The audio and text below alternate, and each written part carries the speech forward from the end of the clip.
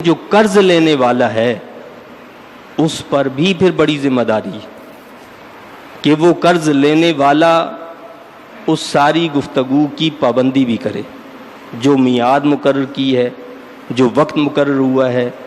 جو عہد ہوا ہے، جو ساری گفتگو ہوئی ہے، اس کی پاسداری کرے اور اس ساری چیز کو پورا اس کو واپس کرے وقت مقررہ پر۔ اب اگر وقت مقررہ پر ادا نہیں کرے گا تو وہ گنہگار ہوگا، وہ ظالم کہلائے گا، وہ فاسق کہلائے گا اور اللہ کے شدید غصے کا مستحق بن جائے گا، شدید غصے کا مستحق بنے گا۔ آپ اندازہ کریں کہ شہید کا نام سنتے ہی آپ کو معلوم ہے کہ کیا کہتے ہیں کہ شہید ادھر اس کی روح قبض ہوتی ہے، یعنی اس کا سر تن سے جدا ہو جاتا ہے، وہ اللہ کی راہ میں اپنی جان کو قربان کر دیتا ہے، وہ جنت میں داخل ہو جاتا ہے۔ لیکن ایک چیز ایسی ہے جو اس کو بھی معاف نہیں ہوتی، وہ قرض ہے۔ قرض شہید کو بھی معاف نہیں ہے، اس پر سارے گناہ اس کے معاف کر دیے جاتے ہیں، لیکن قرض ایک ایسا معاملہ ہے جو اس کو بھی معاف نہیں ہے۔ اللہ کے رسول صلی اللہ علیہ وسلم نے قسم اٹھا کر فرمایا، حدیث پاک کا مفہوم ہے کہ اس ذات کی قسم جس کے قبضہ قدرت میں محمد مصطفیٰ صلی اللہ علیہ وسلم کی جان ہے، کہ اگر کوئی شخص جو ہے اللہ کی راہ میں اپنی جان قربان کر دے، قتل ہو جائے، وہ اللہ کی راہ میں لڑتا اس کی راہ میں قتل ہو جائے، دوبارہ اس کو زندہ کیا جائے، پھر وہ اللہ کی راہ میں لڑے، پھر وہ اللہ کی راہ میں قتل کر دیا جائے، پھر اس کو زندہ کر دیا جائے، پھر وہ اللہ کی راہ میں لڑے، پھر اس کو قتل کر دیا جائے، فرمایا کہ قرض ایک ایسی چیز ہے جو اس کو جنت میں داخل ہونے سے روک دے گی۔ وہ جنت میں داخل نہیں ہو سکے گا جب تک کہ قرض اس پر موجود ہے۔ اور یہی وجہ ہے کہ اللہ کے رسول صلی اللہ علیہ وسلم جب کسی کا جنازہ آتا تو پہلے یہ پوچھتے کہ اس پر کوئی قرض تو نہیں ہے۔ اگر کہا جاتا کہ اس پر قرض ہے تو یہ پوچھا جاتا کہ اس نے اپنے قرض کی ادائیگی کے لیے اتنا مال پیچھے چھوڑا ہے کہ جس کو دے کر اس کا قرض ادا کر دیا جائے۔ اگر کہا جاتا کہ اتنا مال موجود ہے تب تو رسول اللہ صلی اللہ علیہ وسلم اس کی نماز جنازہ پڑھا دیتے، لیکن اگر ایسا نہ ہوتا تو اللہ کے رسول صلی اللہ علیہ وسلم اس شخص کی نماز جنازہ نہیں پڑھاتے تھے، منع فرما دیتے تھے کہ میں اس کی نماز جنازہ نہیں پڑھاؤں گا، تم نماز اس کی ادا کر لو۔ یعنی صحابہ کرام کو حکم ہوتا تھا کہ وہ نماز اس کی پڑھ لیں، لیکن اللہ کے رسول صلی اللہ علیہ وسلم اس شخص کی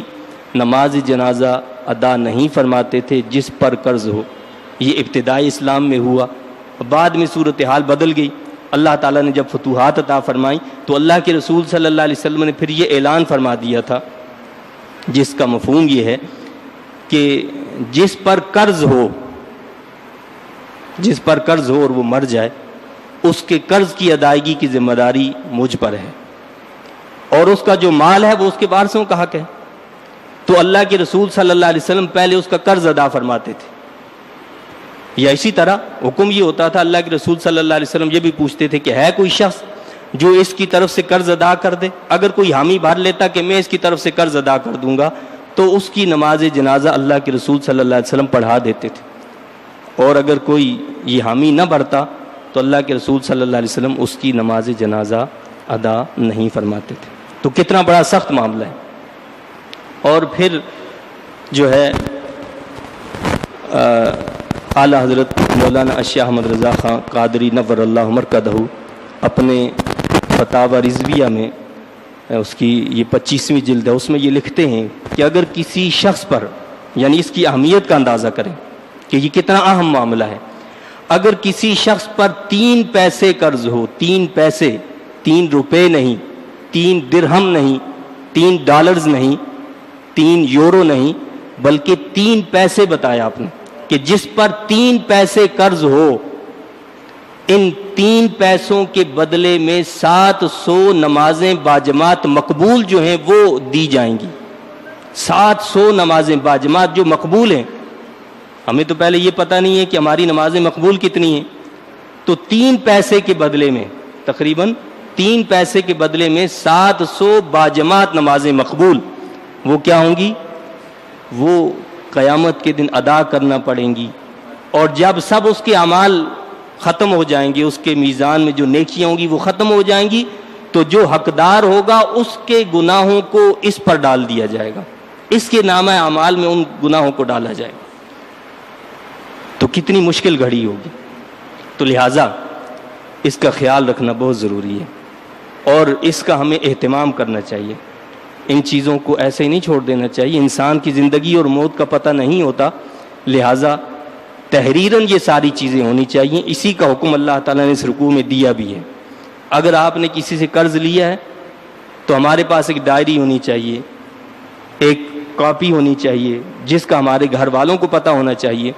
اس میں ہم نوٹ کرتے رہیں کہ فلاں کا مجھ پر اتنا قرض ہے,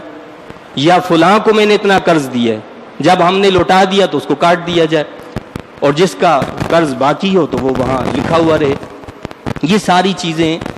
موجود ہونی چاہیے. اس کا لحاظ رکھنا بہت ہی ضروری ہے. صحابہ کرام ان چیزوں کا اہتمام فرماتے تھے.